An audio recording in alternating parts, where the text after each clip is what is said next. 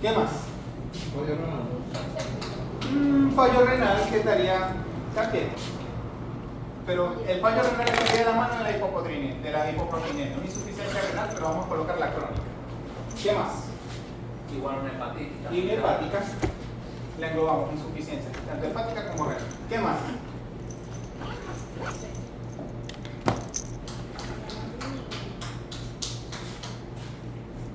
Cinco causas. ¿Qué más produciría un edema pulmonar? Ya tenemos cardíacos, infecciosos, porque la neumonía puede ser tanto bacteriana como micótica, anatómicos, alteraciones anatómicas como el colapso pleural, el colapso traqueal, una deficiencia de minerales, parasitosis, podría producir una hipoproteinemia y una insuficiencia renal crónica y una insuficiencia hepática. ¿De qué manera una insuficiencia renal crónica produciría un edema?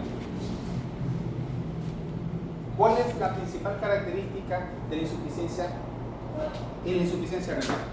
Sin necesidad de llegar al tema renal, lo podemos deducir, porque eso es fisiología. La permeabilidad de proteínas por la orina. Se hace las penetraciones de los glomérulos se hacen más permeables hacia la pérdida de proteínas, que va a llevar a una hipoproteinemia, que va a llevar al edema.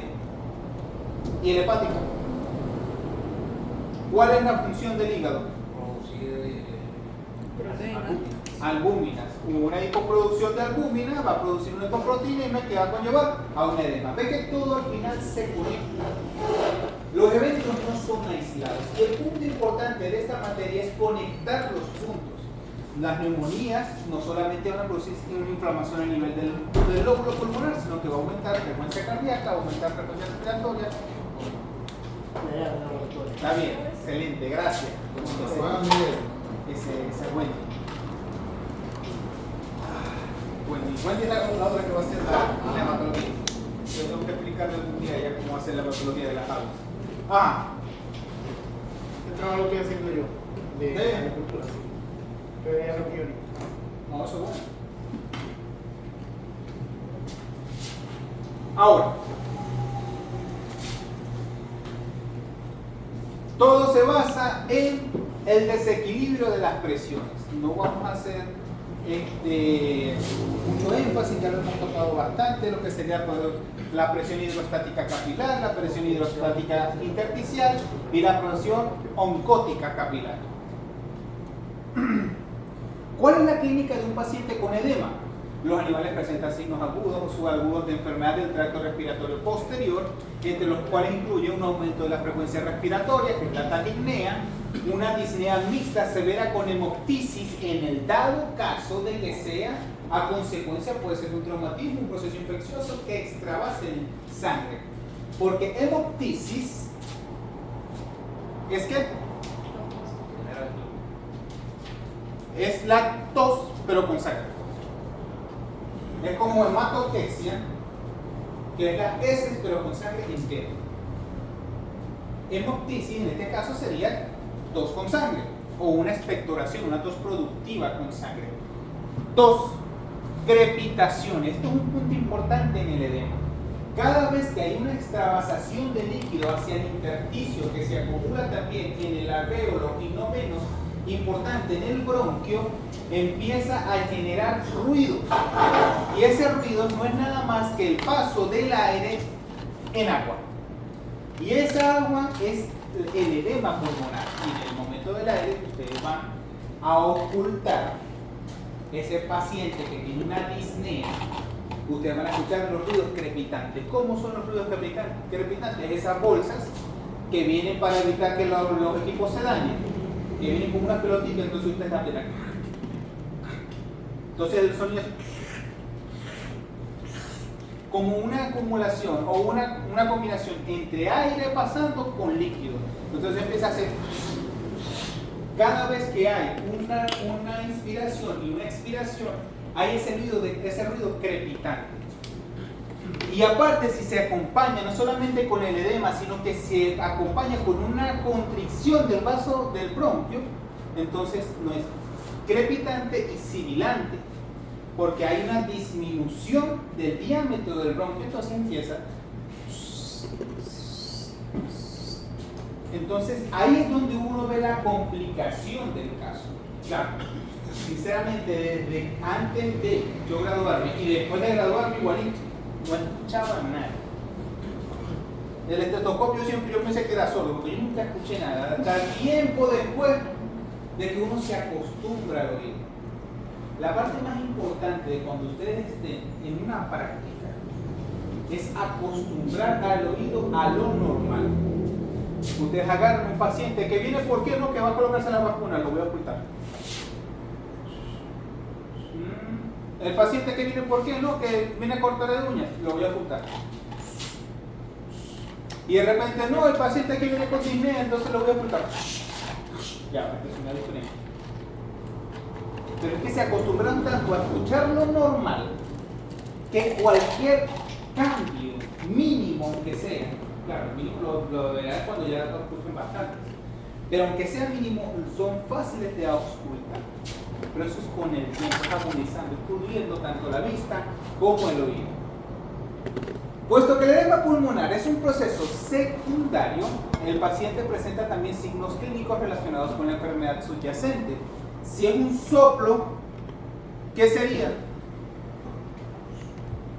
Si se escucha un soplo en un paciente con edema pulmonar, ¿qué sería?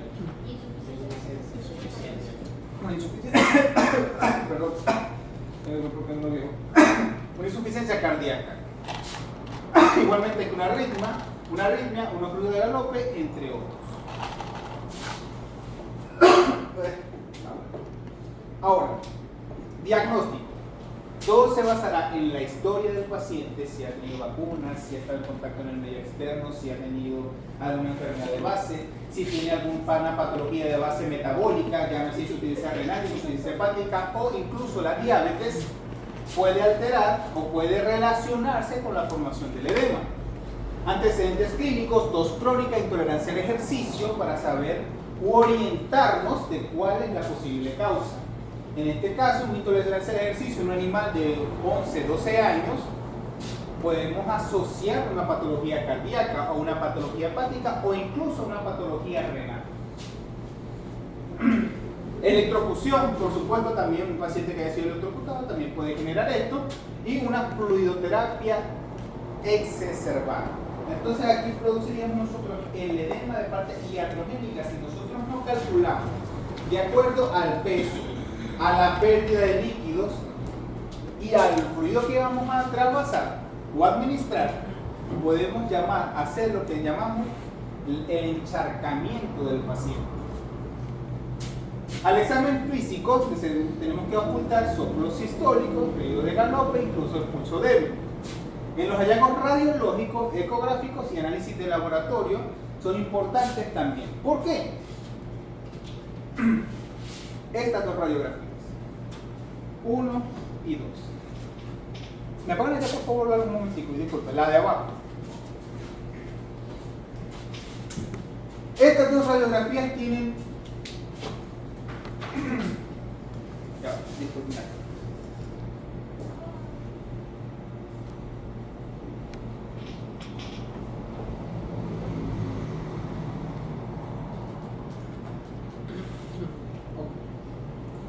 Estas dos radiografías tienen algo en particular.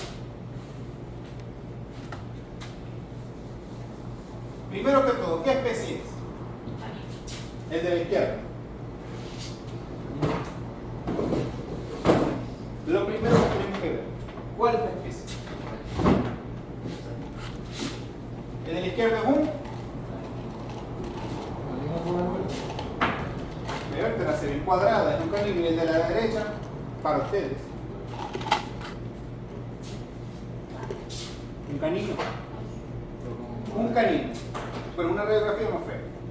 Porque a veces se confunde un poco con la aleta del tiburón. Ajá. Porque esos pulmones agarran esa forma. ¿O no? Sí, pero hay que tomar en cuenta que esto es más cónico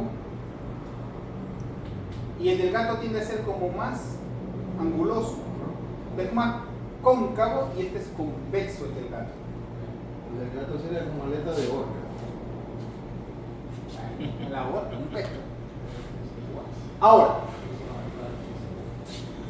dos eventos característicos donde se les observa un patrón de tipo alveolar con un aumento de la radiopacidad de característica difusa, donde no hay observación de un patrón bronquial, por el que se descarta un proceso inflamatorio de los bronquios. Entonces no sería ni una bronquitis ni una traqueobronquitis, pero sí hay un patrón de tipo alveolar porque se ven moteados tanto en la radiografía que ustedes ven a la derecha como en la radiografía que ustedes ven a la izquierda. Pero de acuerdo a estas dos patologías o estas dos radiografías que ustedes están viendo aquí, ¿qué es lo que más los caracteriza? El corazón. Aquí tenemos un corazón y aquí tenemos el otro corazón. El de la derecha, el lóbulo auricular está completamente blanco. Ajá. Bueno, negro. De la derecha. El de la izquierda. Ok. Aquí tenemos. Dilo mejor. El lóbulo apical está radiopaco. El lóbulo apical de la radiografía izquierda está radiopaco. Muy bien. Tienen que hablar completo. Y el de la derecha está radiolúcido. ¿Por qué los dos son edemas pulmonares? ¿O qué diferencia uno del otro, aparte de su posición? El origen o la causa. ¿Cuál podría ser la causa de este edema pulmonar y cuál podría ser la causa de este edema pulmonar? Son edemas pulmonares, pero son de patologías diferentes. Tenemos el de la derecha, tenemos aquí, dice que el corazón está agrandado, un aumento del tamaño, y tenemos la evidencia de un edema pulmonar con un patrón alveolar, con aumento de la radiopacidad, tanto en lóbulo diafragmático como lóbulo cardíaco, y mantiene la radiolucidez del lóbulo apical. Ahí vamos bien. Si está en el ilio, ¿en qué pensamos? Si el edema pulmonar está en el ilio, alrededor del ilio o de la base del corazón, ¿en qué pensamos? Hay una insuficiencia cardíaca. Ahí no hay mucho que pensar. Porque la edema pulmonar se altera o se observa donde hay un aumento de las presiones. ¿Y dónde hay un aumento de la presión? En el flujo retrógrado que ejerce el ventrículo izquierdo sobre aurícula izquierda sobre las venas pulmonares. Entonces, el primer sitio donde se va a observar el edema pulmonar es en el ilio. A diferencia de otras patologías, por ejemplo, aquí tenemos un aumento de la radiopacidad en el lóbulo apical que se hace basal. Podemos observar incluso los vasos sanguíneos que se hacen un poco más radiopacos, hay sobreposición, pero el lóbulo diafragmático se mantiene con alteraciones mínimas. Aquí se observa incluso fases de atelectasia, donde hay acumulación de de aire en el espacio intersticial. Aquí observamos la carina, no hay tanto desplazamiento. Esto puede ser a consecuencia de un proceso infeccioso, una neumonía que se hizo basal. Y ahora el detalle comienza cuando empezamos a ver los bordes del lóbulo. Ya cuando hay la visualización de los bordes del lóbulo, ya podemos hablar incluso de una consolidación. Puede que este edema pulmonar sea tan fuerte que en realidad lo que no está extravasando es líquido, sino que sea sangre. ¿Cómo lo puedo diferenciar? Haciendo una punción. Ahí no hay para dónde agarrar. Porque si es sangre, si es líquido, si es el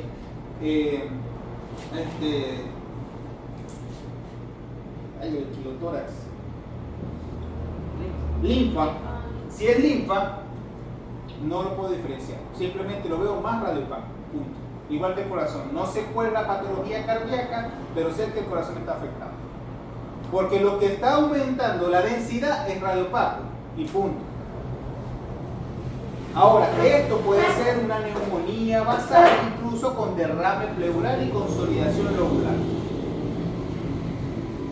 ¿Cuál sería la causa? Un agente infeccioso, un traumatismo, un shock eléctrico, X. De acuerdo a la historia, nosotros deduciremos hacia dónde nos vamos a dirigir. Y no menos importante con un hemograma. Si yo le digo que esto es a causa de un Streptococcus pneumoniae, esto probablemente sea pus, entonces sería una neumonía. Ahí vamos. Entonces, si yo le hago una hematología a este paciente, ¿cuál sería el resultado del hematocrito? El hematocrito sería bajo con una neutrofilia. ¿Por qué bajo? No. Está dando pues para compensar la. ¿Por qué alto? Porque vuestra vasación de porque hay una de líquido y hay una falta de oxígeno y el cuerpo busca aumentar la cantidad de glóbulos rojos para compensar. Pero si esta neumonía comenzó antes de ayer. Sí, ¿Perdón? sí. Esta neumonía comenzó antes de ayer. O sea, tiene 24 horas, 48 horas. el trasudado disminuye la concentración sanguínea, aumenta el hematocrito. Pero el paciente está tomando agua. Pero si es una neumonía, Plaqueta baja. 250.000 plaquetas. si es una neumonía bacteriana, eso lleva un proceso perdón, una curva, una campana de Gauss donde las bacterias tienen que replicarse y en consecuencia, o sea, No, tiene que la bajar el fase exponencial de las bacterias. eso. Ajá. La médula ósea va a seguir trabajando, se van a agotar los linfocitos y va a haber una. Pero que tiene 2 días. No puede tener. No puede Por el tener 2 días. hematocrito. Si yo digo que tiene 48 horas, Sería viral. No sería bacteriano. los virus actúan, presentan los síntomas de 7 a 14 días. Después de lo que se llama el periodo Entonces prevalente. no tiene 48 horas, mentira. Si yo te digo que sí. Que Sería tuvo un por otra paciente, causa. que tuvo un paciente entonces, que tuvo cualquier X o Y causa en la cual se le produjo un síncope o un accidente tiene una patología nerviosa de base, Ok. donde se le tocó actuar y se intubó.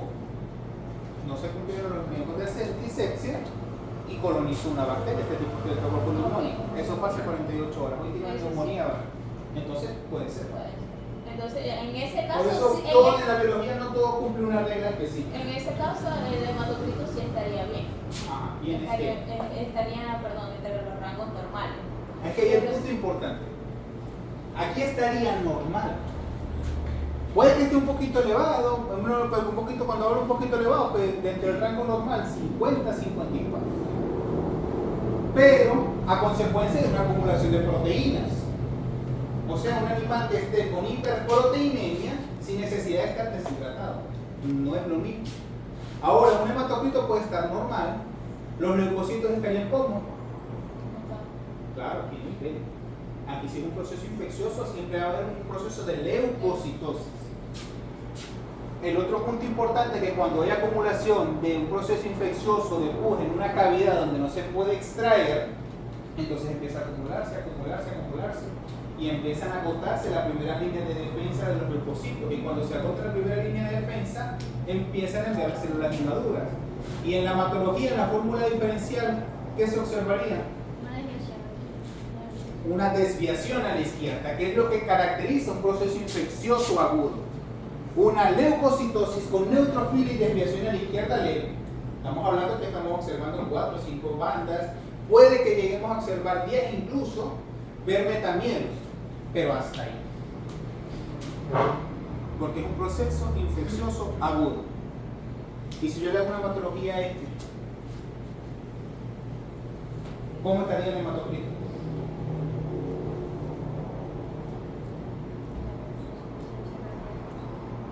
Una insuficiencia cardíaca. Y una insuficiencia cardíaca izquierda. El hematocrito estaría aumentado, normal, bajo. Por la cardiomegalia lleva rato. quiere decir que sí hay chance suficiente para que por una falta de oxígeno el hematocrito responda y suba. Y está dentro de lo normal. Se activó la EPO. Bueno, pero aquí todavía no llegamos a una EPO. Pero La eritropoyetina. sí, hay puede estar dentro de lo normal. Incluso pueden estar en una leve anemia de acuerdo a cómo esté el riñón. Porque recuerden que la patología cardíaca no es que solamente afecta aquí, sino que afecta todo. Afecta absolutamente todo. Y uno de los que también afecta es el riñón. Y si el riñón está con una hipoproducción o una hipoperfusión, pues verse afectado. Y si yo les digo que esta es una patología de un paciente de 14 años por insuficiencia renal crónica, entonces esta anemia sería crónica. Entonces pudiésemos observar anemia de 14-15%, no regenerativas, normocíticas, normocrónicas. Pero no vamos a colocar el caso exacerbado ese. Ahora, esta patología, el hematocrito estaría entre lo normal, o puede estar bajo, o puede estar alto. En realidad podemos conseguirlo de cualquier forma. La fórmula leucocitaria. El leucocito estaría elevado, bajo, normal. Normal. La fórmula diferencial, elevado, bajo, intercambio, una fórmula invertida.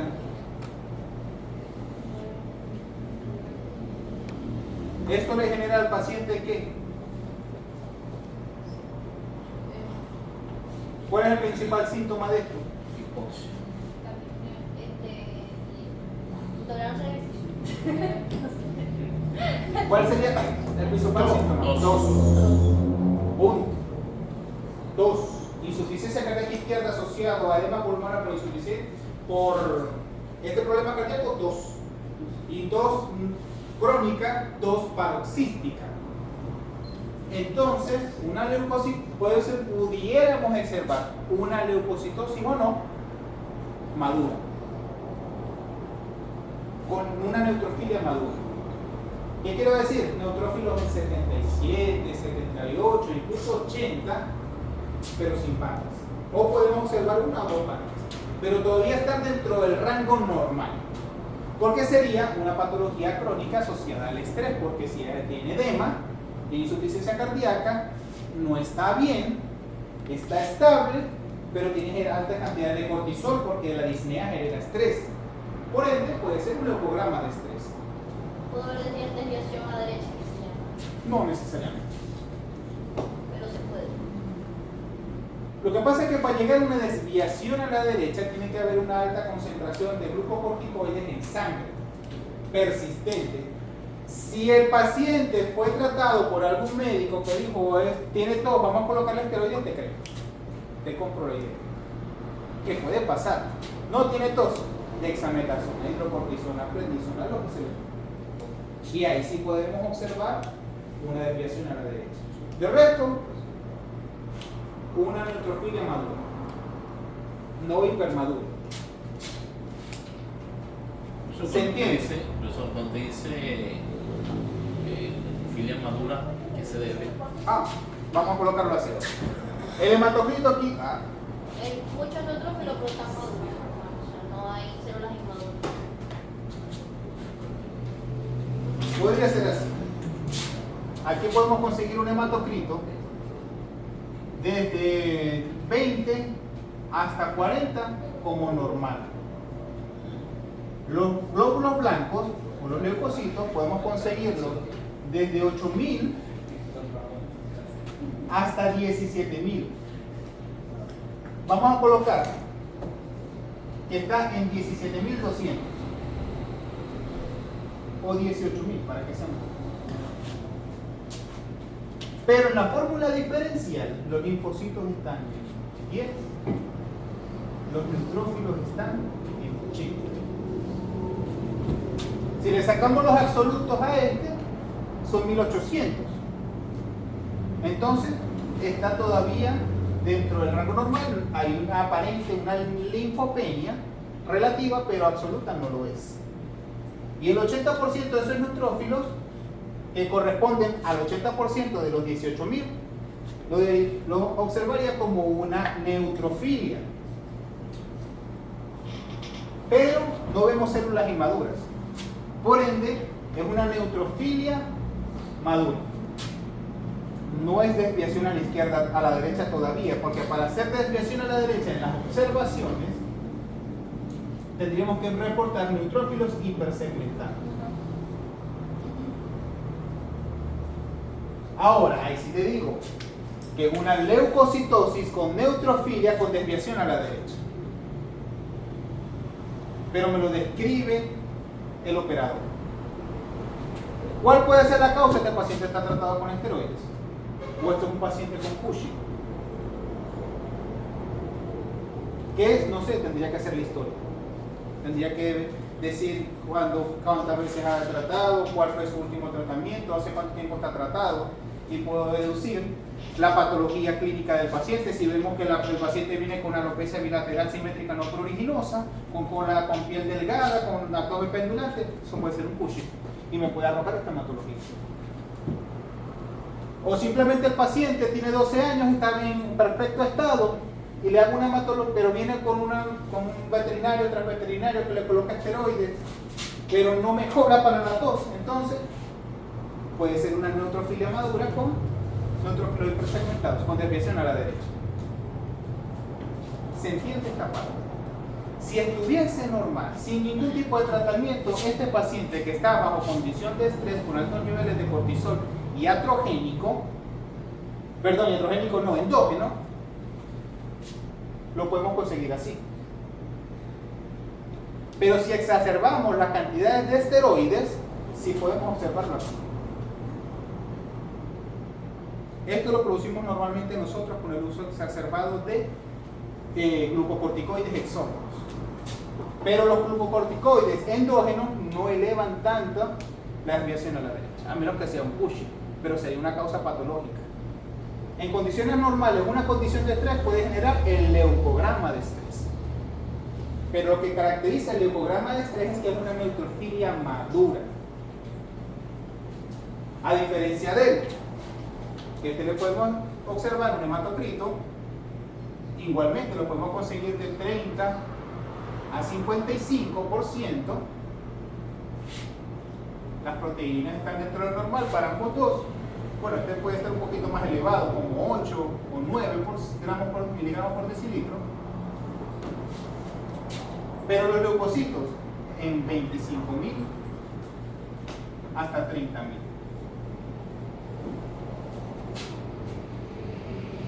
Los linfocitos, 8. Vamos a colocarlo en 5. Pero tenemos aquí metamielos, 1, bandas, 20, neutrófilos, 80, bueno, 70. Pero ya estamos observando células inmaduras. ¿Esto sería neutrofilia o no? ¿Esto aquí, neutrofilia o no? No, ¿Por qué no sería neutrofilia? relativa no, creo que es más como hasta 75, 70. Hasta 77. Pero presten atención aquí. Esto sería neutrofilia. 70% neutrófilo. ¿Sí o no? No. No, relativa no. Absoluta sí. Pero relativa no. Y así. Así sí. ¿Por qué? Porque tienes que contar todos los estadios del neutrófilo. Porque sería el total de 91 células del origen de neutrófilos. Entonces 91% del neutrófilo, aquí sería una neutrofilia tanto más relativa como absoluta. Porque cada vez que nosotros contamos neutrófilos y vemos células inmaduras, esas células inmaduras son parte de los neutrófilos, no son aislados. Cuando hacemos la sumatoria de las bandas y los metamielos que son de la misma serie de mieloide, específicamente el neutrófilo, esto es una neutrofilia relativa. Aquí es absoluta igualmente, con solamente 70%, sí, porque de 25.000 células, el 70% son neutrófilos, aquí hay cualquier cantidad. Pero relativa no. Pero si sumamos las células inmaduras, todos hacen 91% de neutrófilos. Aquí sí es una neutrofilia tanto relativa como absoluta. Punto. ¿Se entiende eso? Pero en este caso sería una desviación a la izquierda describiendo un proceso infeccioso. Ahí empezamos a sacar cuál puede ser la posible causa de la enfermedad que en ese momento se les presentó a ustedes.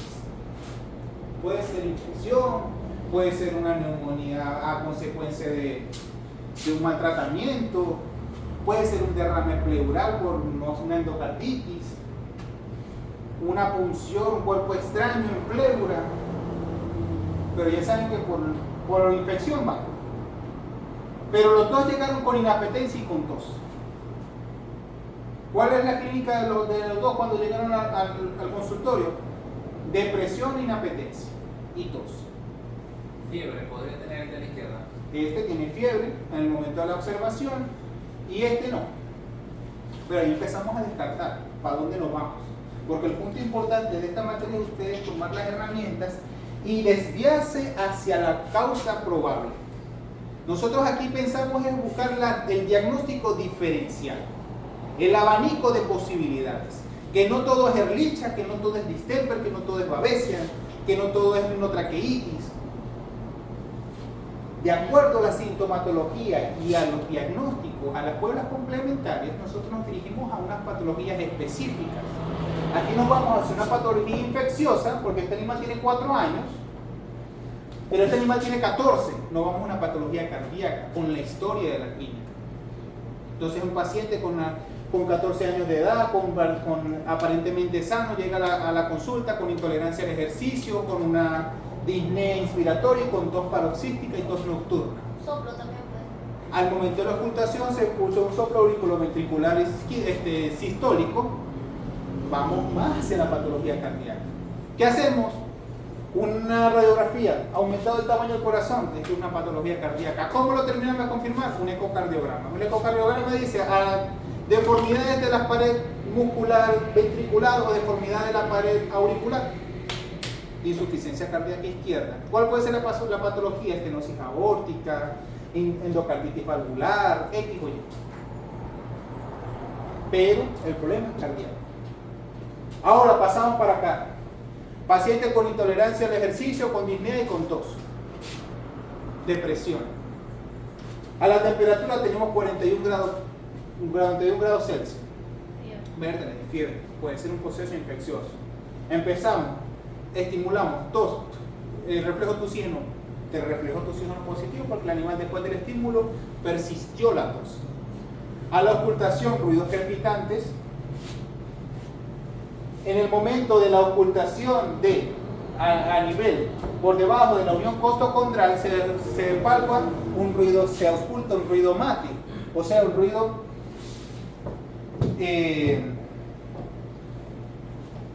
no se ocultan ruidos vesiculares en el momento del paso del aire. ¿Por qué? Porque todo el líquido empieza a bajar. Entonces no hay ruido de murmullo vesicular. A nivel de los diafragmáticos tenemos ruido de murmullo vesicular, pero a nivel de los apicales no. Entonces ya empezamos a decir, hay acumulación de líquido en la porción ventral del paciente. Le hacemos una radiografía y encontramos esto, más un eco, más una temperatura, le hacemos hematología, encontramos esto, una infección, una neumonía. Entonces ya descartamos las patologías cardíacas. Sí se entiende hacia dónde nos tenemos que dirigir de acuerdo a las pruebas, porque la medicina actual se basa en la medicina basada en la evidencia. Yo presumo que, si lo presumo, demuéstralo. Le hago una hematología, demostré que tiene una infección. Yo presumo que la patología cardíaca, le hice una hematología, está todo normal, más me oriento que es un proceso cardíaco. ¿Cómo lo confirmo? Una radiografía, aumentado el tamaño del corazón, el problema es el corazón. Una radiografía, encuentro esto, el problema es el pulmón. Algún agente infeccioso me está haciendo daño. Pero llegamos de acuerdo, empezamos a descartar y a descartar esto sí, esto no, esto sí, esto no. Así tenemos que llevar un paciente. Cualquier especie. De acuerdo a la sintomatología, nosotros empezamos a descartar esto sí, esto no, esto sí, esto no. Esa es la medicina interna. Por eso es que cada vez que ustedes van para triaje, o un hospital, un consultorio, verte, le tengo esto, tengo digestivo. Anda, vete para digestivo. Verte, el gastroenterólogo no me consigue nada. Anda con el internista. Porque el internista conecta todos los puntos. El gastroenterólogo, una endoscopia, no ves engrosamiento a nivel de la pared del estómago, pértale. Contraste, radiografía, no consigues nada. Anda, vete por el internista. El internista te manda desde pruebas hormonales hasta pruebas magnéticas, resonancia magnética. Porque él busca todo, él no solo se concentra en el sistema digestivo. Ese es el punto del internista. Profesor, el internista busca diagnosticar y luego remitir Claro. al especialista. Vértale, si el internista no, el problema está porque hay un aumento o una masa que se observa a nivel de la glándula adrenal que genera grandes cantidades de aldosterona que me genera altos contenidos de sodio y bla bla bla bla bla bla bla. El problema es adrenal. ¿Para dónde te envía? Para el endocrinólogo. El problema está aquí, va a andar para el endocrinólogo. Ese es el que te va a solucionar. Vea, pero lo que tengo es una gastritis, ¿verdad? Pero lo que tiene es un proceso, un aumento de volumen en una glándula adrenal. Si me entienden ese punto, ustedes tienen que llegar aquí a conectar los puntos y decir, esta es la causa. Banda con el experto. Si yo llego aquí, lo mando donde Mario. Si estoy aquí, lo trato yo. Pero si está acá, lo envío con el zapatero a su zapato. Mario es el cardiólogo, lastimosamente, en el sentido de que es el único. El único. No va a decir que no estoy diciendo que Mario es malo, sino que es el único cardiólogo. Por eso, como es el único, tiene demasiado trabajo. Y si lo citan a las 11, puede estar desde las 11 hasta las 5 de la tarde. Incluso hasta las 10 de la noche. Esperando que aparezca.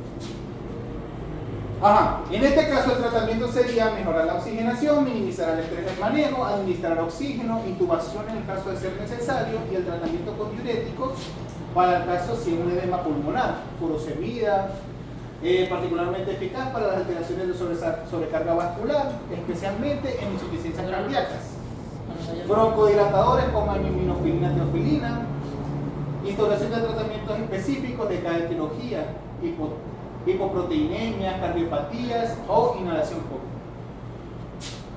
¿Qué? ¿Prendería la luz? Por favor.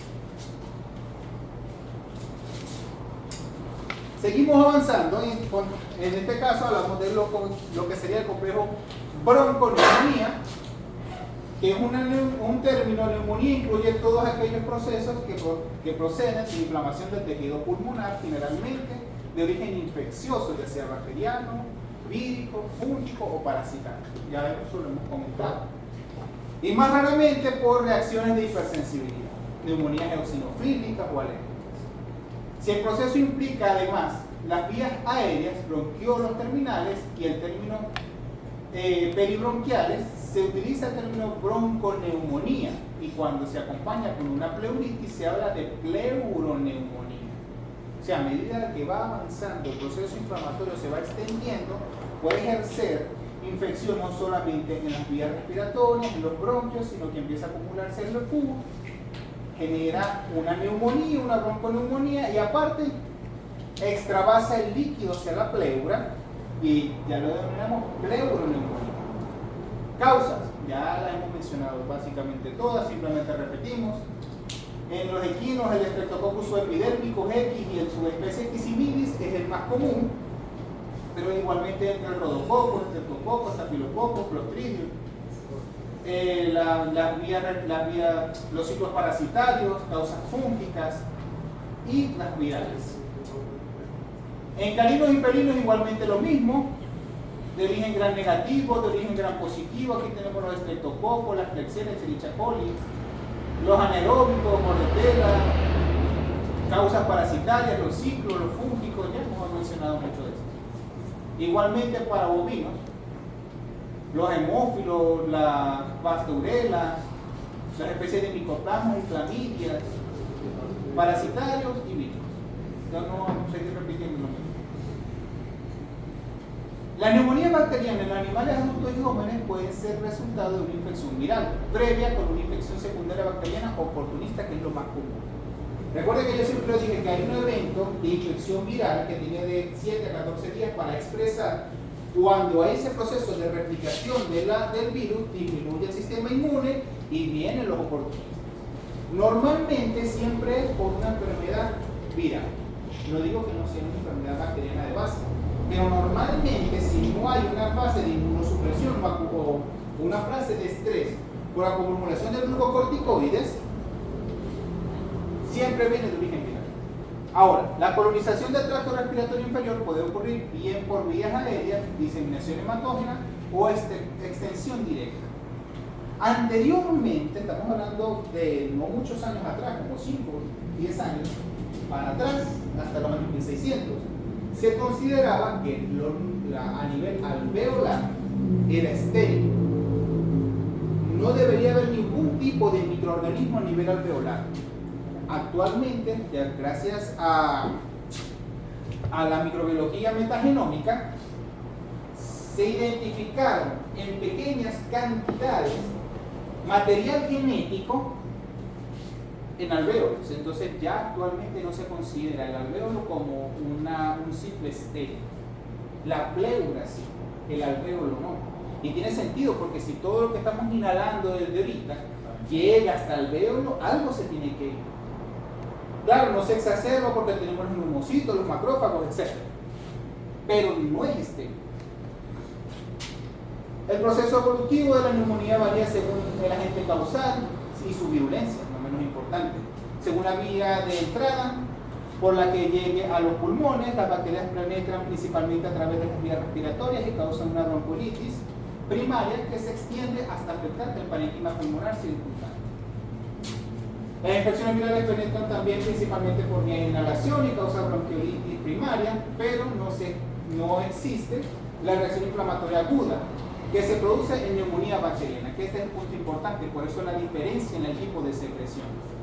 Cuando hay infecciones virales, la secreción a nivel nasal es serosa, porque ¿quién actúa sobre los virus? ¿Qué célula actúa sobre los virus? El linfocito y el macrófago. Pero actúa porque el macrófago detecta célula infectada, llega al linfocito, produce anticuerpos y actúa. ¿Y quién genera el pus? El neutrófilo. El neutrófilo y el monocito. Por ende, si hay una bacteria, actúa el neutrófilo y el monocito. Si hay un virus, actúa macrófago y linfocito. Por eso es la diferencia en el tejido, en la secreción. La fisiopatología de todas las neumonías, independientemente del modo en el que se desarrolle la lesión, se basa en la interferencia en el intercambio gaseoso entre el aire alveolar y la sangre. Disminución de la hematosis, intolerancia al ejercicio, disnea. En las neumonías bacterianas existe toxemia y acumulación del exudado inflamatorio en bronquiolos y manifiesta por un sonido respiratorio anormales. La clínica. Un paciente con un proceso inflamatorio de las vías respiratorias va a generar una respiración rápida y superficial, una taquipnea, con dificultad en el momento de respirar, disnea. Va a generar por acumulación de líquido y un proceso inflamatorio tos. Si hay una dificultad en la hematosis, va a generar niveles mínimos de oxígeno a nivel en sangre, va a generar cianosis, secreciones nasales, aliento fétido, toxemia, fiebre, anorexia, depresión, taquicardia. Y en el momento de la ocultación son ruidos anormales, signos de pleuritis, puede generar un roce pleural, amortiguamiento de los ruidos de la cara ventral de los pulmones. Aquí viene un punto importante. Volvemos a parar y por eso me molesto. Cuando nosotros tenemos un diagnóstico de pleuroneumonía, comenzamos con cuál es el origen, ya sea viral, ya sea fúngico, ya sea bacteriano. Todo dependerá de cuál sea la condición inmunológica del paciente. Porque un paciente, nosotros todos los días estamos en contacto con bacterias y virus y hongos. Pero como nuestro sistema inmune está eficiente, todo lo vamos eliminando, lo vamos descartando y lo superamos fácilmente. Puede que un día amanezca que Berta me cayó un virus, que me sentí mal ese día, pero al día siguiente tomé bastante agua, pero al día siguiente amanecí como si nada. Porque ya tenemos defensas anti esa enfermedad que nos afectó. Pero de repente, días de estrés, días sin dormir, o se lo pegaron mucho por muchos días, entonces ese día amanecieron mal, y colonizar, ya sea bacteria, sea hongo, sea virus. En este caso, esto es un paciente que se la mantuvo en un sitio húmedo, constante, el ambiente era un ambiente mohoso y tiene un patrón miliar, puntillado por todos lados. Esto es una colonización, un paciente que se la mantiene en un ambiente de estrés, una disminución del sistema inmune, un contacto de esporas persistente generó un patrón miliar, una infección micótica, una bronconeumonía de origen micótico. A diferencia de este, que por lo general cuando son de este tipo, no sé si lo logran, vamos a ampliarlo mejor para que lo visualicen bien, sobre todo esta radiografía. Esta radiografía en específico tiene una característica en el lóbulo apical. El lóbulo apical se ve primero que todo bien delimitado. Bien delimitado, exacto. Esto es lo que nosotros denominamos una consolidación, porque hay una tanta extravasación, ya sea de líquido, de jugo, de lo que sea, específicamente en el pulmón. Y no solamente en el pulmón, sino específicamente en el lóbulo apical. ¿Cuál da esta característica? ¿Qué patología da esta característica? Aquellos agentes infecciosos que causan neumonías atípicas. Atípicas porque no se hacen generalizados, pero sí es un proceso inflamatorio, sino que están focalizados. ¿Cuáles son? Clamidias y micoplasmas. Las clamidias y micoplasmas tienden a ser este tipo de neumonías de tipo atípicas. ¿Qué pasa con este paciente? Tiene fiebre, tiene disnea, tiene tos. Tratamiento beta-lactámico. El paciente tiene 7, 8 días, 10 días con beta-lactámicos de tiempo extendido. Pasan de ceftriaxona, cefotaxima, cefixima, cualquier beta-lactámico. El paciente sigue avanzando sin ninguna respuesta. Se le hace una radiografía, se consigue esto, la paciente presenta la misma sintomatología, se presume, se identifica la causa, una neumonía típica, se cambia a macrólidos, ya sea citromicina, claritromicina, eritro, responde. Pero en este caso se identificó la causa por el patrón de la radiografía. Se evidencia el patrón bronquial y el patrón lobular, porque es consolidación lobular. Esto es una neumonía que es lo que se llama neumonía de tipo atípica. Ahora, otra patología. Este paciente, después del que estamos observando acá, tiene un patrón bronquial, tiene edema en la base del corazón, pero de la base del corazón para abajo básicamente no se ve nada. Y esto es algo característico de estos pacientes porque tienen intolerancia al ejercicio, disnea respiratoria, no avanzan, y resulta que todo esto que se ve aquí es a consecuencia de una neumonía, pero una neumonía tan avanzada que inflamó tanto los lóbulos, tanto los bronquios, que aumentó la presión no solamente intersticial, sino aumentó la presión lobular y hizo que se extravasara el líquido hacia la pleura. Y como es un tipo de exudado, entonces generó una pleuritis, y allá vamos, la pleuroneumonía, porque la neumonía avanzó tanto que afectó la pleura y empezó a acumular líquido en el espacio pleural. ¿Cómo pasa eso? Vamos a generar una bacteria que llegó, colonizó, se extendió, ese proceso inflamatorio generó grandes cantidades de pus, obstruyó completamente el alvéolo, pero como es tejido purulento, que son la acumulación de bacterias y células muertas, acumuló la presión hidrostática a nivel alveolar, que generó edema pulmonar, que se siguió extendiendo porque se extravasó líquido, ese líquido se colonizó de esa misma bacteria porque no se pudo controlar y aumentó más la presión lobular, que generó derrame pleural. Entonces, este contenido, a consecuencia de un proceso infeccioso mínimo, llegó hasta una pleuritis simplemente porque no se pudo controlar. Y ahí es donde nosotros mencionamos las neumonías basales con derrames pleurales. Ahí es donde empieza a extenderse el diagnóstico. Porque ¿cuál sería el tratamiento en una neumonía basal con derrame pleural? ¿Cuál es el primer tratamiento? Una toracocentesis. Una toracocentesis, lo que sería en la primera línea. ¿Por qué? Porque lo que estamos disminuyendo es la incapacidad de la inspiración, de la distensión del lóbulo. Y como esto es una emergencia, hay que hacerlo lo antes posible. Esto es una urgencia, perdón. Porque si avanza al punto donde entra shock, ya pasamos a la emergencia. ¿Claros acá?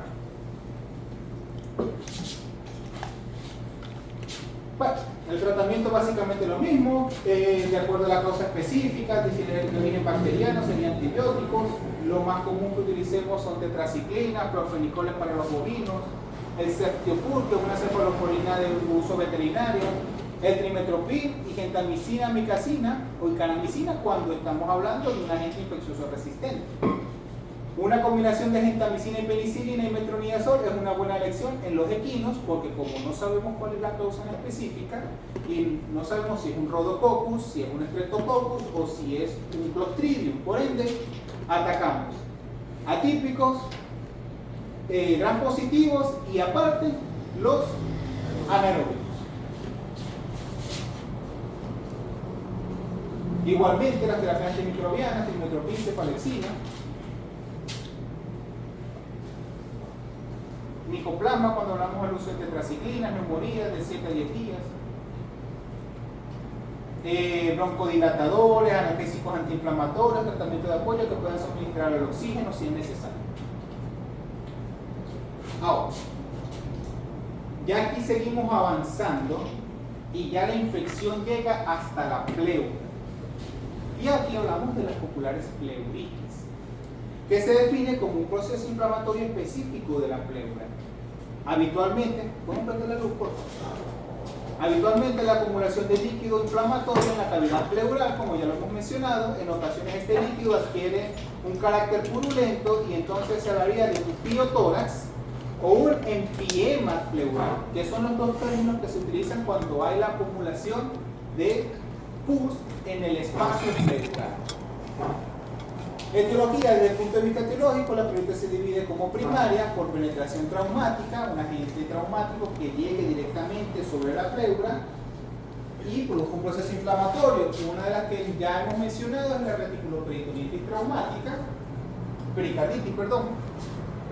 O puede ser secundario, como la que vimos anteriormente, que es las neumonías, sexos pleurales, sepsis, roturas del esófago y mediastinitis que pueden generar una acumulación de tejido purulento a nivel pleural.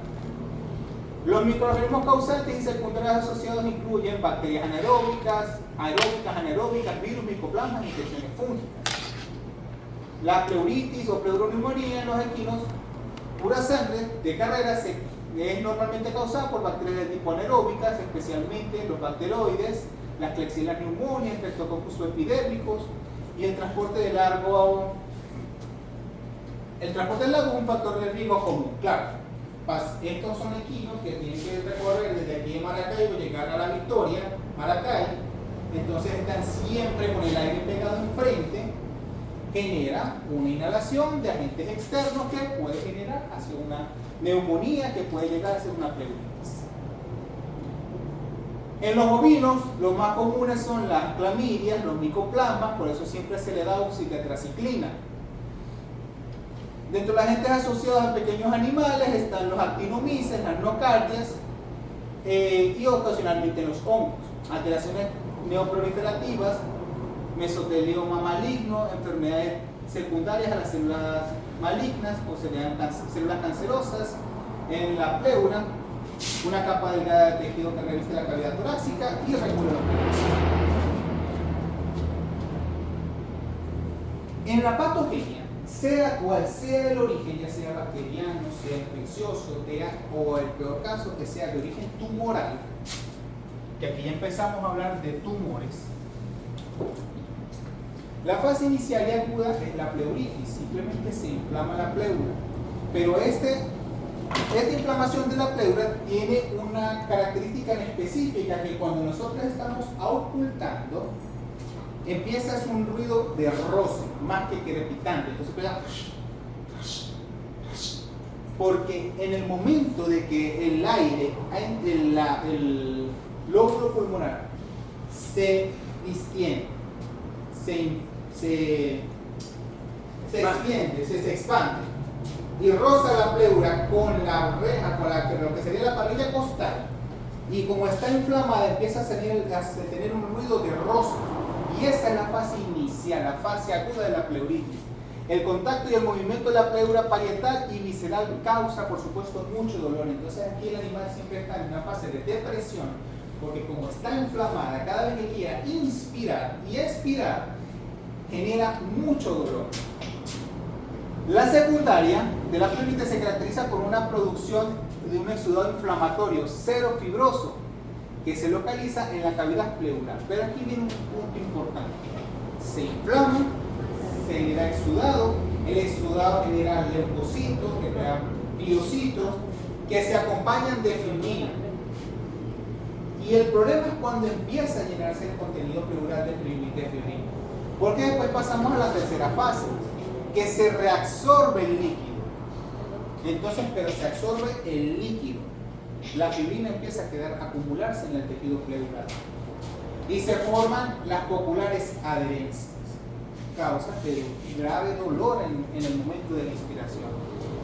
En todas las pleuritis bacterianas se produce una toxemia que es generalmente grave, como ya les había dicho anteriormente, de acuerdo al origen, si es de origen de bacterias gram negativas o de gram positivas.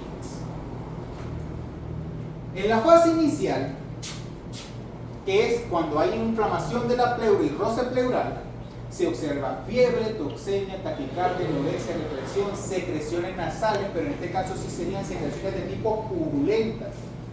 Todo con tolerancia a ejercicio, dificultad respiratoria, aleteo de las ventanas de las nariz, o sea, las narinas. La secreción nasal depende de la presencia o ausencia de neumonía, puede ser nula o copiosa, y su naturaleza varía. Desde mucohemorrágica a mucopurulenta. Los animales con absceso pulmonar roto presentan a menudo una secreción nasal sanguinolenta. El olor y el aliento del aliento puede ser pútrido, asociado normalmente a bacterias de tipo anaeróbica.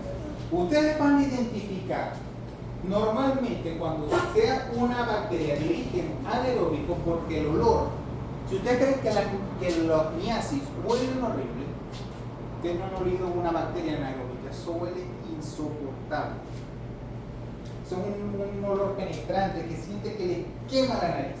Eso es una infección por bacterias de tipo anaeróbicas. La palpación de la cavidad torácica indica una disminución de la excursión respiratoria, que puede ser unilateral o bilateral. Asimismo, se demuestra el dolor a la palpación de los espacios intercostales. El dolor se manifiesta por un quejido y espasmos de los músculos intercostales y una maniobra de huida. Cuando estamos evaluando un paciente que presumimos que tiene una enfermedad pleural, en el momento de la observación lo tenemos con disnea. Si está en la fase de pleuritis a la ocultación, tiene roce pleural. ¿Cómo lo confirmamos en el momento de la palpación? El tórax tiene que ser timpánico, resonante. Pero resulta que a medida que nosotros hacemos la palpación en el borde dorsal, es resonante, pero a medida que vamos bajando, conseguimos un ruido mate. De la unión costocontral para abajo. Eso significa que por gravedad el exudado se hace en la parte ventral.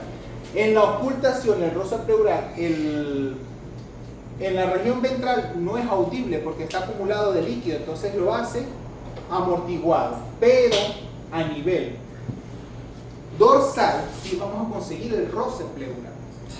¿Qué pasa? Tenemos este caso. Tenemos el paciente de la unión costocondral para abajo acumulado de líquido, entonces vamos a escuchar una amortiguación de los ruidos cardíacos, que es un punto importante y que puede confundir en el momento de diferenciarlo con una efusión pericárdica o una efusión pleural, porque ambos dos van a tener ruido mate en la región y vamos a ocultar una disminución o un amortiguamiento de los ruidos cardíacos en ambos dos. Cualquiera de los dos lo podemos conseguir de esa forma. ¿Qué nos puede diferenciar? Que en una derrame pleural no hay taponamiento cardíaco porque tiene más espacio para extenderse el corazón. Por ende, no hay regurgitación yugular. Entonces, si tenemos un ruido mate con amortiguación de los ruidos cardíacos, pero sin pulso yugular, es un derrame pleural. Pero si tenemos ruido mate con disminución de los ruidos cardíacos y pulso yugular positivo, es un taponamiento cardíaco. Ahí es donde ustedes van, a medida que van haciendo la exploración clínica, ocultando. Entonces también tiene dolor en el momento de la palpación de los intercostales porque está inflamada la pleura parietal. Todo esto genera una maniobra de huida. Cada vez que ustedes están palpando los músculos intercostales, el animal se empieza a retirar porque le duele. En una efusión pericárdica no, porque la pleura se mantiene. En la percusión del tórax es dolorosa y puede desencadenar un acceso de tos, que se caracteriza por ser una tos seca, no productiva y dolorosa.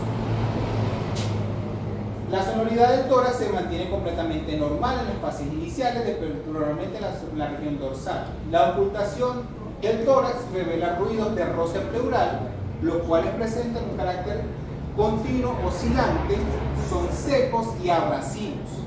Y no disminuye con la tos. Si existe una neumonía simultánea, se escucharán también sonidos respiratorios altos y crepitantes. O sea, si la consecuencia de esta acumulación de exudado en la pleura es por una bronconeumonía. Tenemos a la fase húmeda o la de exudación, donde los caballos con pleuritis avanzada es común un edema subcutáneo en la pared ventral corporal, porque empieza a acumularse tanto líquido. Vamos a comenzar aquí con el equino, que tiene un edema pulmonar. Entonces tiene la acumulación de tejido purulento que aumenta la presión a nivel de esta zona ventral, que extravasa líquidos y genera el popular edema de pecho en la fase húmeda. Por eso estamos hablando de la fase húmeda o de exudativa. Una pregunta, y ahí, por lo menos cuando hay ese tipo de edema, no se escuchan los ruidos que se escucharían en una pleuritis. En esta parte sí, porque estamos ocultando en esta zona. O sea, No se en esta zona escucharían específica. los mismos ruidos. Sí, sería lo mismo. La única diferencia es que si se oculta en la región Costocondral. ahí es la diferencia. Ahí diferenciaríamos más o menos los ruidos. Dependiendo de cuál sea la causa y cuál sea el origen. Porque si también incluimos ruidos crepitantes, hablamos de neumonía. Pero si aquí sería un ruido mate en el momento de la palpación, aquí sería el ruido de roce pleural, si es solamente pleuritis, pero sería crepitante y de roce pleural, abrasivo, si es una bronconeumonía o una pleuroneumonía. Todo depende de cuál sea la causa. Esto se debe al bloqueo de los vasos linfáticos, habitualmente drenados a través de los ganglios linfáticos externales. Por eso es que en estos casos, en la fase exudativa húmeda, vamos a observar un edema pulmonar, un edema de pecho, perdón. ¿Cómo lo diferenciamos? Que en el momento de la palpación y de la presión genera fobia. La palpación no es reveladora, ya que en esta fase desaparece o disminuye el dolor y el roce pleural, por lo que no se detectan signos de pleuroneumonía, vuelvo y repito, de acuerdo a cuál sea la causa. En la fase crónica o resolutiva, la pérdida de peso es uno de los signos más comunes de la pleuritis crónica. La rotura de adherencias durante el esfuerzo intenso puede causar un neumotórax mortal. Aquí viene el punto importante. Primero pasamos a la fase inflamatoria, después pasamos a la fase exudativa, empieza a acumularse líquido de este tipo de exudado. El detalle está que cuando este líquido se absorbe, queda la fibrina, y esa fibrina genera mallas de fibrina y adherencias en los lóbulos pulmonares.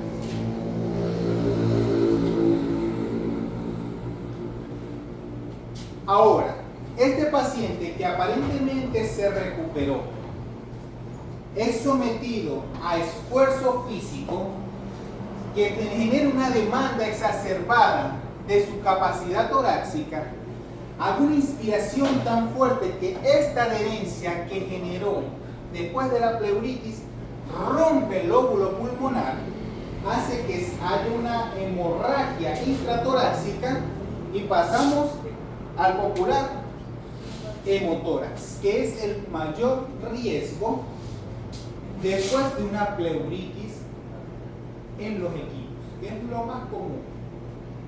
Después de una fase de pleuritis con derrame pleural y generación de fibrina, en un esfuerzo físico podemos observar muerte del animal por una hemorragia intratorácica, un derrame pleural, un hemotórax.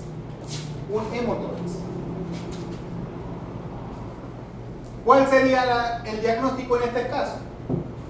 Se basa en la evidencia clínica y puede ser confirmado mediante una toracocentesis. Si escuchamos ruidos, amortiguación de los ruidos pleurales, realizamos una toracocentesis y si observamos acúmulo de líquido exudado, confirmamos que es un proceso exudativo. Para la comprobación mediante el análisis de laboratorio de la presencia de exudado. ¿Qué es lo que caracteriza un exudado? Primero, el exudado es de amarillo al rojo turbio, con una densidad por encima de 1018, con una proteína gramos por litro mayor de 30, con una celularidad mayor de 7.000 células por litro, una celularidad predominante de neutrófilos y macrófagos, y una causa puede ser una ruptura gastrointestinal, una pancreatitis, una peritonitis infecciosa o una peritonitis. Pero en este caso estamos hablando de lo asocian más a peritonitis. Pero lo que caracteriza a ellos, al exudado, es estos primeros que están viendo acá. Neutrófilos y macrófagos con aumento de la celularidad, con proteínas exacerbadas y el color amarillo, rojo y es turbio. Por eso es un exudado. Que se diferencia de un transudado simple porque es incoloro transparente. El líquido pleural es incoloro transparente porque es un líquido aséptico, libre, estéril. Una densidad baja, con unas proteínas bajas, con una celularidad baja. Y las células normalmente son mesoteliales o mononucleares. Normalmente no debería tener células, pero en el momento de la toma de muestra es inevitable no observar, pero la cantidad es muy baja. A medida que van acumulándose los líquidos, entonces pasamos a la acumulación del líquido linfático, entonces sí generamos un kilotórax. La celularidad es variable, si hay presencia de linfocitos maduros, o si es neoplásico, donde podemos diferenciarlo o observarlo igualmente que un exudado, porque es amarillo, rojo, ligeramente turbio. Tiene una densidad también alta, tiene unas proteínas igualmente altas, tiene una celularidad variable, pero siempre es elevada, y observamos las células de tipo neoplásicas. El análisis de sangre periférica es útil para el diagnóstico de pleuritis, porque si tenemos derrame pleural con leucocitosis y desviación a la izquierda, confirmamos que es un proceso infeccioso. Pero si tenemos una pleuritis con un hemograma normal, sino con hipoproteinemia, puede ser hepático o puede ser a consecuencia de una parasitosis. La técnica de diagnóstico por imagen también son útiles para el diagnóstico de las pleuritis. En este caso, paciente, y disculpe, Canino feliz. Canino feliz. La vértebra larga.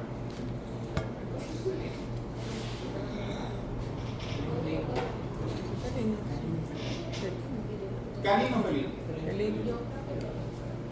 Un paciente felino. Vean que las vértebras son un poquito más alargadas. Pero a pesar de que se vea medio cónico, en estos casos se puede observar así porque hay acumulación de líquido en la cavidad torácica. Por ende, el animal siempre está en distensión total del tórax y la respiración normalmente es abdominal. Se le hace la radiografía siempre que ustedes hagan una radiografía porque están presumiendo de derrame pleural. Son dos pistas, tanto la lateral como la ventrodorsal. Porque recuerden que tenemos el mediastino medio, que puede ser unilateral o bilateral la acumulación de líquido. En este caso, el paciente está vivo por obra y gracia del Espíritu Santo. ¿Por qué? Porque respira medianamente con lo que le queda de los lóbulos diafragmáticos de ambos lados. Esto es lo único que le queda para poder respirar. De resto, desde el apical, el cardíaco, el accesorio, incluso el diafragmático se ve limitado porque el líquido incluso está en la superficie dorsal del lóbulo diafragmático. Esto es un derrame pleural.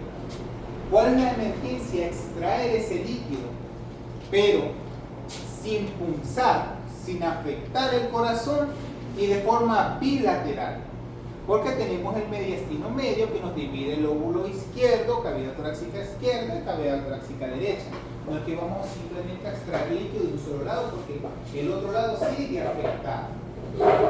Entonces ubicamos, si el corazón se consigue del tercero al sexto espacio intercostal, ubicamos la función del séptimo al octavo espacio intercostal bilateral para extraer el líquido y observamos este tipo de líquido. Y es un líquido que se considera exudado porque es de rojo a amarillo, turbio porque no puede atravesar la luz, no puede ser transparente, no puede ser refringente en el paso de la luz, no se ve nada. Y lo otro que tenemos que ver es la celularidad que lo corresponde. Pero esto es un derrame pleural. Ahora tenemos este otro caso. Profe, una pregunta. ¿Y me puede echar un caso dado un modificador? Dependiendo del contenido. Todo dependerá de la observación de la celularidad y del estudio químico. Pero ya vamos para eso.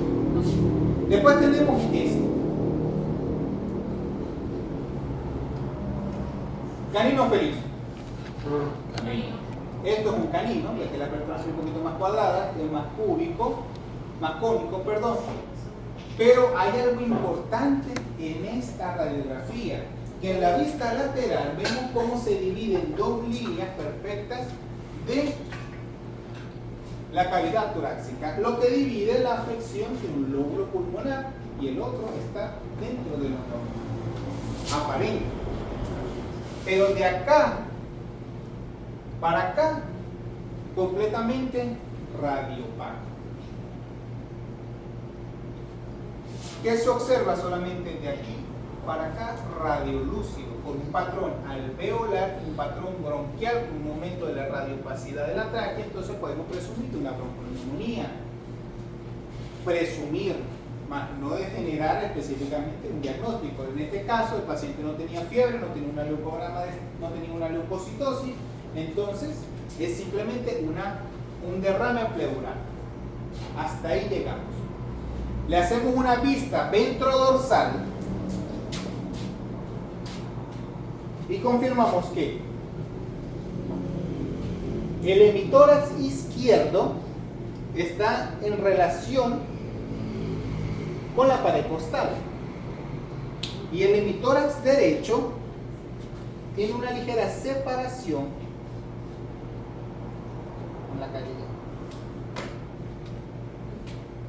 entre la pared costal y el lóbulo. Y aparte se ve la división del lóbulo pulmonar.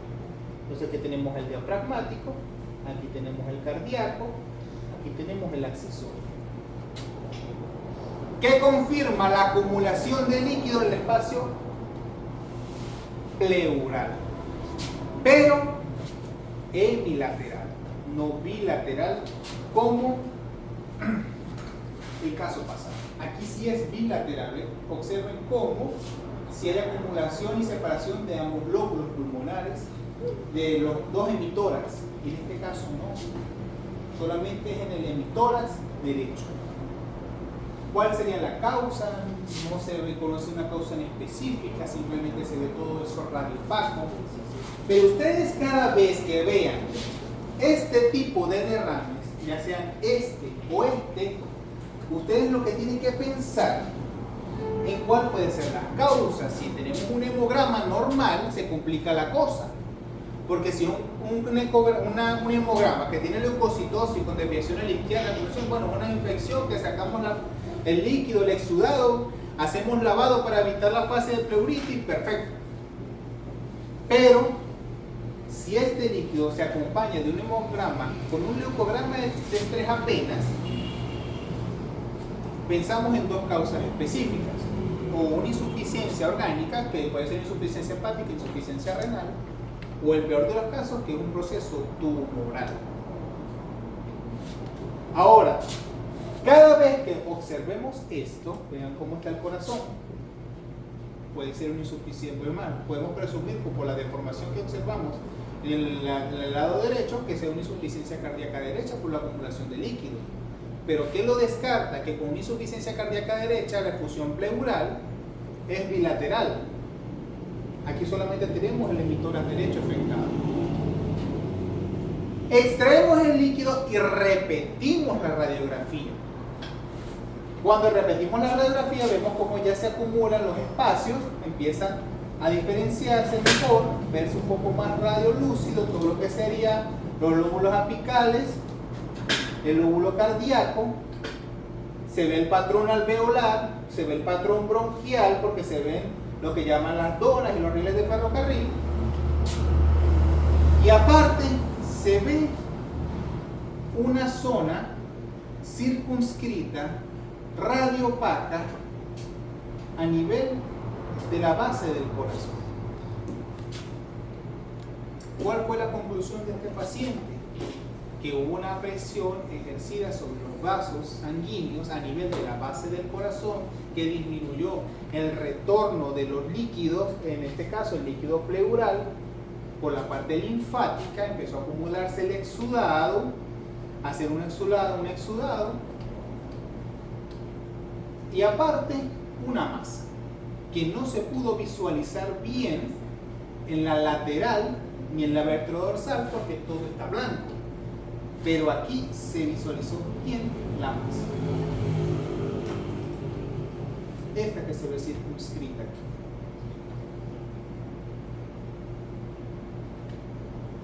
Conclusión: posible tumor. Posible. Porque para llegar y seguir avanzando, tenemos que hacer estudios. Porque recuerden que tenemos medicina basada en la evidencia. Aquí podemos observar una posible masa. Pero para ello tenemos que estudiar el líquido que estamos extravasando. Ahora, una pregunta. En la imagen que decía que la tráquea sería radiopaca, ¿podría ser por el líquido? No. la sobreposición. La sobreposición. Sí, básicamente eso. Porque en la otra, en la siguiente No se ve tan radiopaca. no se Es solo una sobreposición. Ahora, este líquido que extraemos hay que evaluarlo para tener una orientación diagnóstica. Si observamos grandes cantidades de polimorfos, pero grandes cantidades de polimorfos, que son estos los polimorfos nucleares, con células linfocíticas, con células mesoteliales, pensamos en un proceso inflamatorio aséptico, el transudado. Porque no tiene grandes cantidades de leucocitos, de células, pero no tiene una alta cantidad de proteínas y no es de tipo infeccioso. Pero si vemos esto y le agregamos bacterias, y ahí vemos el exudado. porque hay grandes cantidades de bacterias con abundantes polimorfos, con neutrófilos degenerados, porque empiezan a destruirse. Y esto es lo que caracteriza el pus. O podemos observar células, grandes cantidades de eritrocitos, con una que otra célula mesotelial, un hemotótesis. Pero ¿qué es lo más característico? Cuando vemos, por ejemplo, estudiamos específicamente este líquido pleural y lo que observamos son células de gran tamaño con citoplasma basofílico, con anisocitosis, porque observen cómo un eritrocito está acá en relación a una célula mesotelial, o estos eritrocitos y leucocitos en relación a los eritrocitos, que básicamente tienen una relación 1 a 1, pero estos no. Estos son células de gran tamaño en comparación a una célula eritrocítica. Entonces, la diferenciación en el tamaño celular se denomina ¿cómo? Anisocitosis. Entonces ahí viene el detalle, una célula de tipo con anisocitosis y en la diferenciación en el tamaño del núcleo se llama anisocariosis. Entonces tenemos células con anisocitosis, con anisocariosis, con pleomorfismo, con citoplasma basofílico, vacuolado, con presencia de nucleolos. El pronóstico empieza a colocarse cada vez peor. Porque este tipo de células con alta actividad celular, porque algo que caracteriza una alta actividad celular es que empieza a verse mucho más basofílico y vacuolado, porque son las síntesis de proteínas a nivel del citoplasma que empieza a generar más proteínas y generar las vacuolas, las vesículas proteicas, que es lo que se ve, la vacuolización del citoplasma, porque tienen grandes cantidades de vacuolas de alta de producción de proteínas, porque recuerden que todo pasa desde el retículo endoplasmático, del núcleo, retículo endoplasmático, aparato de Golgi, forma la vesícula y hace exocitosis. Esas son las vacuolas vagocíticas, esas son las vacuolas. Por ende, citoplasma basofílico y vacuolado es una célula altamente reactiva, que está generando grandes cantidades de proteínas, que está en alta cantidad de mitosis. Por ende, puede ser un origen tumoral. Una célula mesotelial tiene que ser una célula estática, una célula que forma parte de una estructura de sostén, más nada, un bloque más en la pared. No debe de ser reactivo. Ahora, si esa célula que debería ser un bloque empieza a reactivarse, ahí es donde nosotros pensamos en procesos tumorales. ¿Se entiende esa parte? Si se describen este tipo de células en un líquido que debe ser básicamente estéril, es donde nosotros presumimos que puede ser un mesotelioma, una carcinoma, y el pronóstico siempre es malo. Por lo general es malo. Profe, ¿eso es una coloración específica o...? No, este es el mismo, el DIF, El típico. el DIF, el más básico, el hematólogo, el DIF, que es el romanoso. Incluso el Jens puede ser el mismo. Todo con lo que se tiñe la sangre. Ahora, el tratamiento.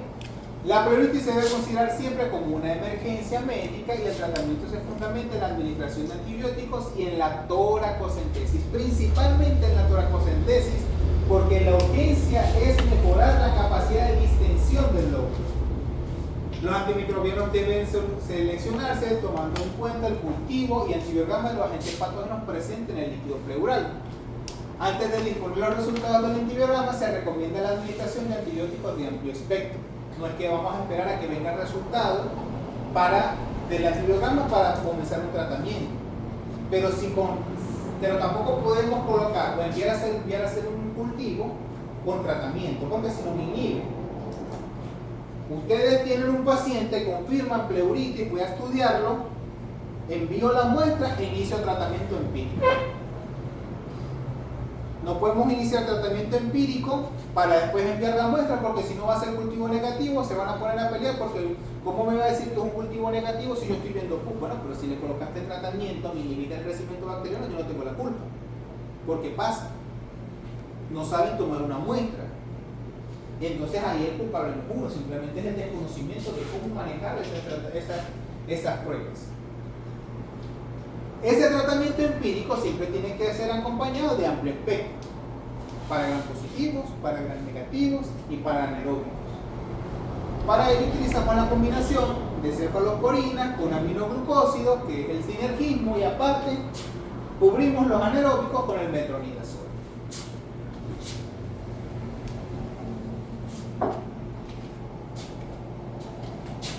En el caso que el líquido es muy denso, se debe limpiar la cavidad pleural mediante lavados para eliminar los detritus y la fibrina acumulada en el espacio. Cada vez que ustedes vean una fase de pleuritis con un exudado, siempre se recomienda la toracocentesis, pero evidentemente con la válvula de 3 vías, y aparte de hacer lavado con solución salina estéril, porque este exudado genera fibrina, esa fibrina genera adherencia, y si hay adherencia entre un lóbulo pulmonar y la pared costal, si hay una demanda exacerbada, va a romper el lóbulo y producir un hematómesis. Por eso siempre se debe hacer, después de la extracción de un exudado, un lavado con solución salina estéril.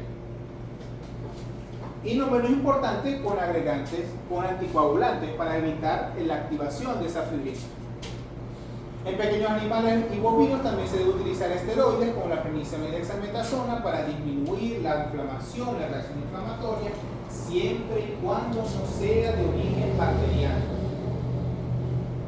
Porque recuerden que los esteroides y los agentes agentes infecciosos de origen bacteriano están contraindicados, porque si colocamos esteroides en una infección, disminuimos el sistema inmune, aumentamos la infección.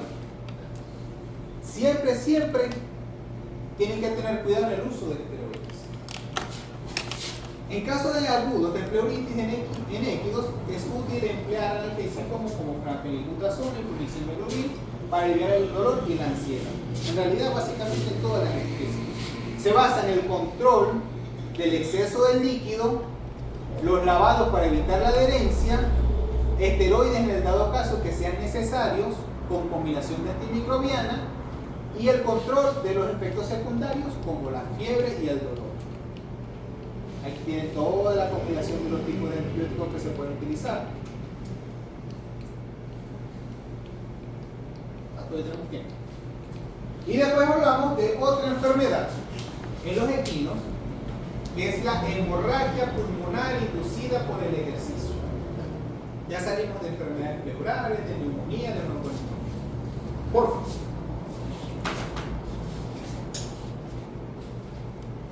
Esto es una patología en equinos que no genera tantos desórdenes de muerte, sino más poco rendimiento atlético. La hemorragia pulmonar inducida por el ejercicio puede ser definida como una hemorragia que se origina en los pulmones de los equinos que se ejercitan en alta velocidad. Esta condición patológica es un problema que genera grandes preocupaciones en la industria de los equinos de carrera, debido a las implicaciones económicas principalmente, porque recuerden que el mundo del equino básicamente todo es pérdidas, que resulta en la disminución del rendimiento atlético, necesidad de medicación precarrera y limitación de los equinos para la carrera. Epidemiología es de distribución mundial, no de predisponer razas, las razas más predisponentes son las de alto rendimiento, como los cuartos de milla, los pura sangre, la prevalencia en cualquier edad, y no predispone sexo. En la etiopatogenia, a pesar de los importantes progresos alcanzados con respecto al conocimiento de la etiología y la patogénesis de la hemorragia pulmonar inducida por el ejercicio, la evidencia que existe no es concluyente. Actualmente se proponen varias hipótesis. Una inflamación crónica de las vías menores, lo cual resulta de una neovascularización bronquial. ¿Qué pasa? Que cada vez que hay un proceso inflamatorio crónico, como siempre les he dicho, siempre hay un remoldeamiento de los bronquios, y entre ese remoldeamiento también hay algo que se llama una neovascularización. Esa neovascularización son vasos sanguíneos donde no deberían estar.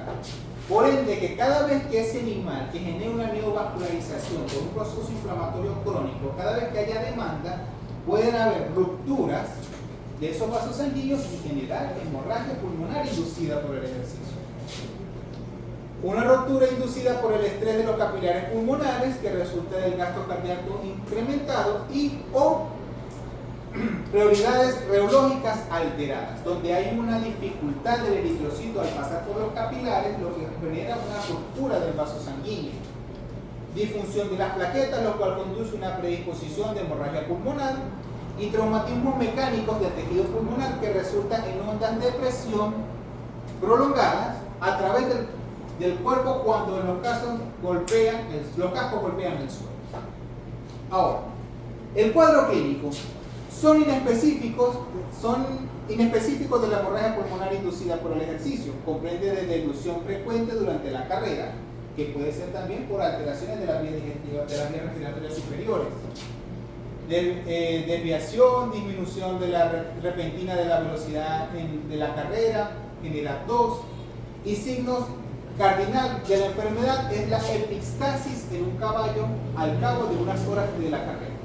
Si tenemos un animal en condición normal que empieza a disminuir su capacidad atlética y después de esa capacidad atlética empieza a generar una epistasis, pero una epistasis bilateral, si es unilateral podemos pensar en una micosis o un empiema de las muchas culturales, pero si es bilateral, si lo asociamos a hemorragias de las vías inferiores, que puede estar asociada a una hemorragia pulmonar inducida por el ejercicio.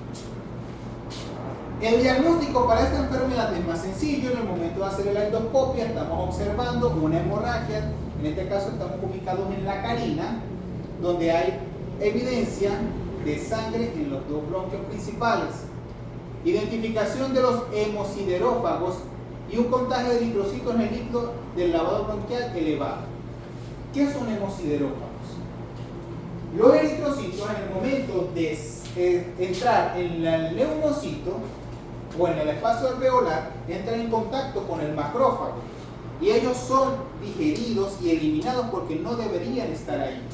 Y esa acumulación de hemoglobina y destrucción de la hemoglobina se observa como un puntillado negruzco, porque es la oxidación del hierro que está constituido en la hemoglobina, y es lo que denominamos hemosiderófagos, que son macrófagos consumiendo o digiriendo esa hemosiderina.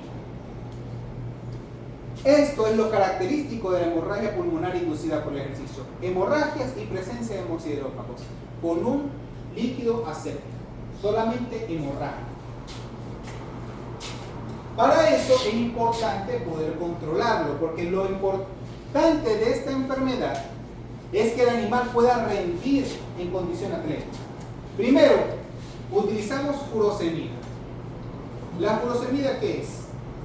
Un diurético. Entonces, ¿qué razón tiene un diurético en la hemorragia pulmonar inducida por el ejercicio? Bajar la bulimia. Disminuir el volumen sanguíneo, aumentar la concentración del volumen, y disminuimos la capacidad o la probabilidad de que se extravase la sangre. Y la pentoxifilina tiene una capacidad específica de ser un efecto reológico, que aquí tenemos, que se ha propuesto una relación en la fisiopatología de la enfermedad pulmonar, por una hiperviscosidad de la sangre. Por tal motivo se piensa que la pentoxifilina es un inhibidor de la fosfodiesterasa, que incrementa la deformidad de los glóbulos rojos y disminuye la viscosidad de la sangre. Tiene el potencial de reducir la severidad de la hemorragia pulmonar inducida por el ejercicio. ¿Cuál es el papel de la pentoxifilina? Ella actúa específicamente sobre la fosfodiesterasa. Facilita el remoldeamiento del eritrocito para que el eritrocito, en el momento de pasar por el capilar, sea más flexible y no produzca una alteración o una ruptura del mismo. Por ende, esta hace que sea más fácil el paso del eritrocito y disminuye el riesgo de hemorragia porque no choca con las paredes. Por eso la pentoxifilina tiene un efecto de facilitar la perfusión, específicamente por inhibición de la fosfodiesterasa. Disminuimos el volumen sanguíneo y aparte facilitamos el paso del eritrocito con ello En el momento de la carrera disminuimos el riesgo de la enfermedad pulmonar inducida por el ejercicio, no es que lo eliminamos, pero disminuimos el riesgo de que se acumule sangre en los alvéolos y en el momento de la carrera el animal disminuya su rendimiento atlético. ¿Eso sería como el tratamiento después que se presenta o es preventivo? Es preventivo, es previo a la carrera. Siempre es previo a la carrera. Porque aquí la hemorragia pulmonar inducida por el ejercicio es a consecuencia de una demanda exacerbada. Básicamente. Vitamina K no funciona. La vitamina K, porque la vitamina K es una vitamina pro factores de coagulación, no tanto de enfermedad, de predisposición de hemorragia. Vamos a dejarlo hasta aquí. Queda solamente esto que es neumotórax, pero así hacemos que el examen sea dentro de 15 días. Fácil, se lo estoy facilitando.